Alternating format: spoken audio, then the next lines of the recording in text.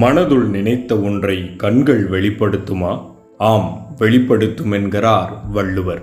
குறிப்பறிதல் என்ற பெயர்ல 2 அதிகாரங்கள் இருக்குங்க.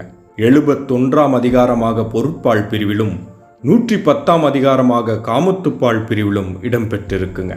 பொருட்பால் பிரிவில் அமைந்திருக்கும் குறிப்பறிதலானது தலைமை பொறுப்பில் இருப்போருக்கான சிறப்புக்குரிய அணுகுமுறை நுட்பத்தை வலியுறுத்துகிறது. அந்த அதிகாரத்துல எனக்கு பிடிச்ச குறள் எது அப்படின்னா, அடுத்தது காட்டும் பளிங்கு போல் நெஞ்சம், கடுத்தது காட்டும் முகம். அதாவது அகத்தின் அழகு முகத்தில் தெரியும் என்பார்களே, அதுதாங்க.